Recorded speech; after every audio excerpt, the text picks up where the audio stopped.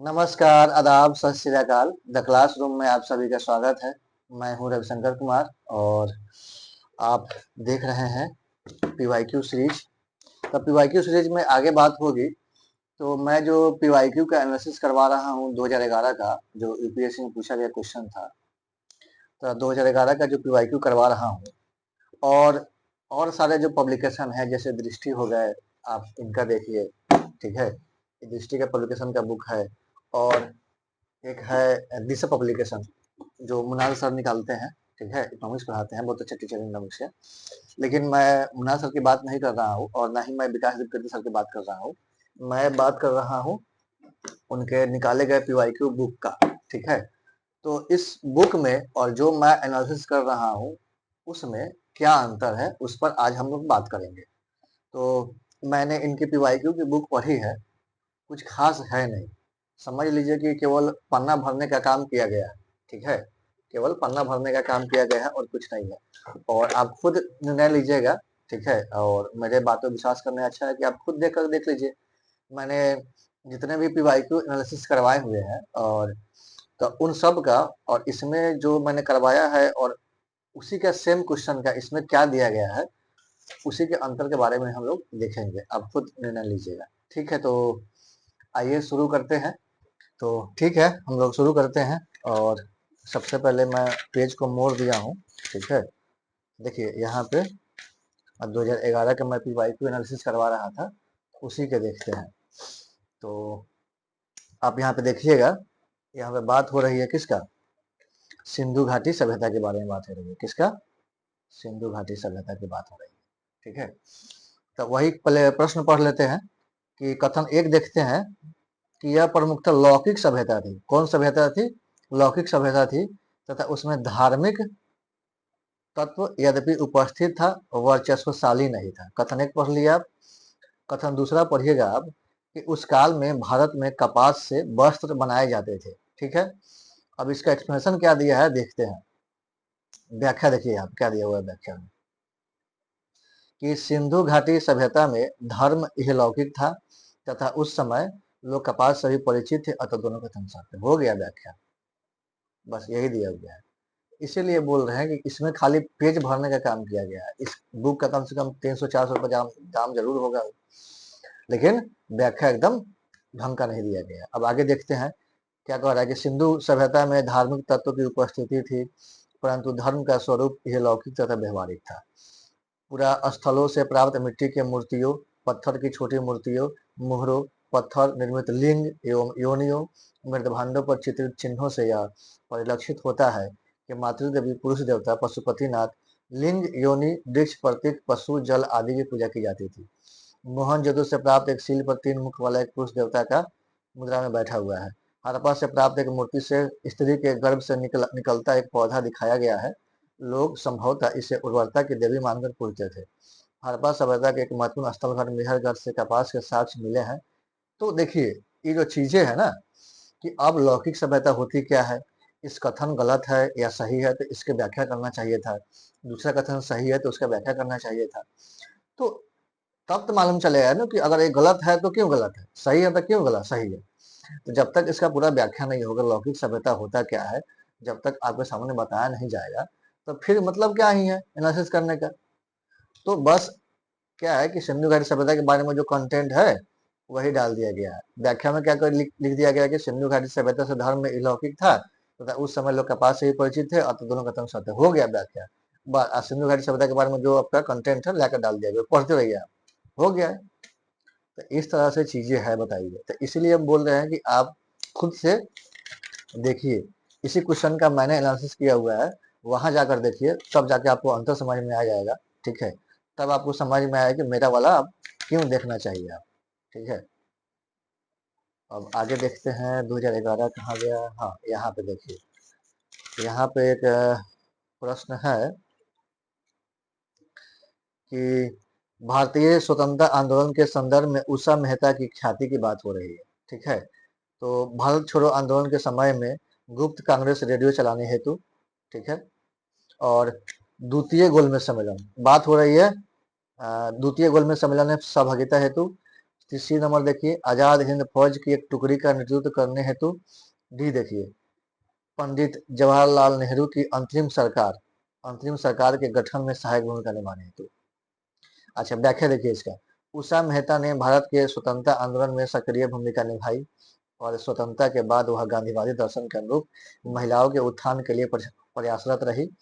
वह भारत छोड़ो आंदोलन के समय खुफिया रैली चलाने के कारण पूरे देश में विख्यात हुई। ठीक है, अब आगे देखिए क्या लिखा हुआ है कि भारत छोड़ो आंदोलन के प्रारंभ से ही दमन के निर्णय के कारण ब्रिटिश सरकार ने सभी प्रमुख नेताओं को गिरफ्तार कर जेल भेज दिया, परंतु द्वितीय पंक्ति के नेताओं ने भूमिगत होकर आंदोलन का नेतृत्व किया।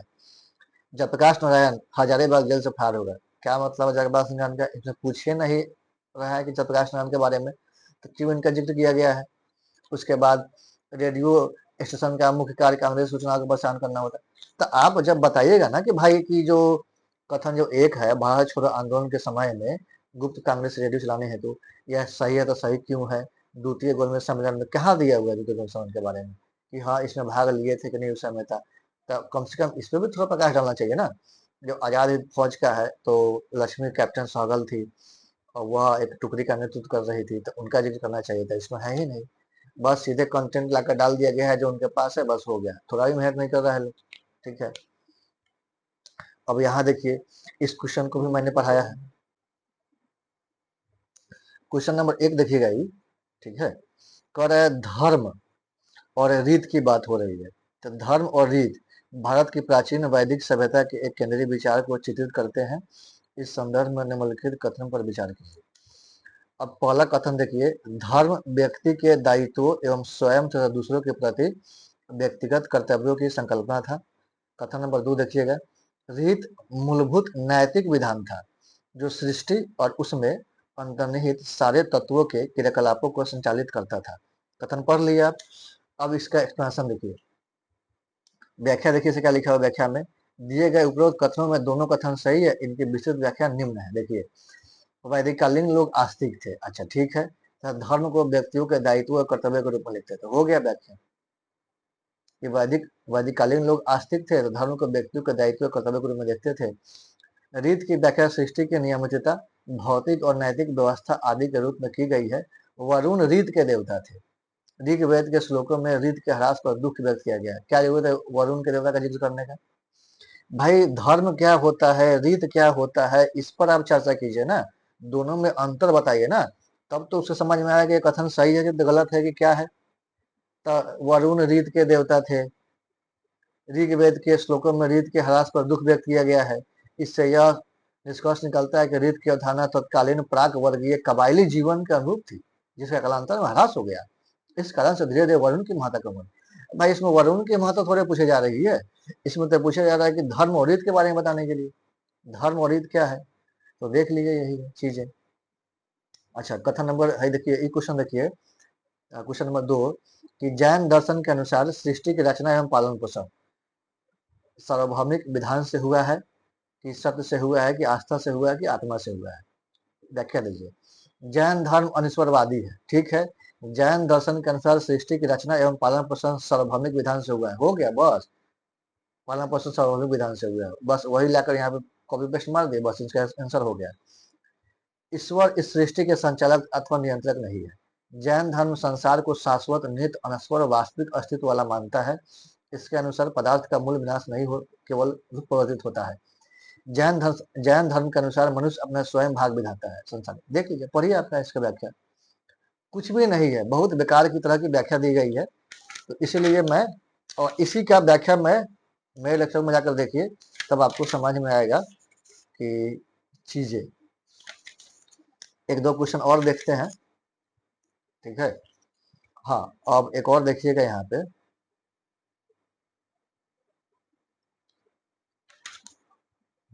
ये तो बता ही दिए हैं।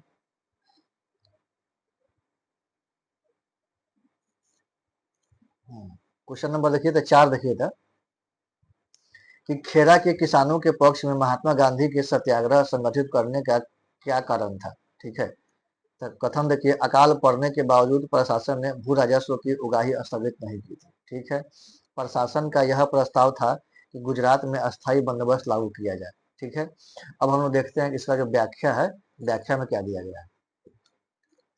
कि व्याख्या देखिए कि खेरा आंदोलन का गुजरात में अस्थायी बंदोबस्त लागू करने से कोई संबंध नहीं था, लेकिन अकाल पड़ने के बावजूद अंग्रेज सरकार ने करों को निलंबित नहीं किया, इसलिए महात्मा गांधी ने खेरा किसानों के पक्ष में आंदोलन शुरू किया।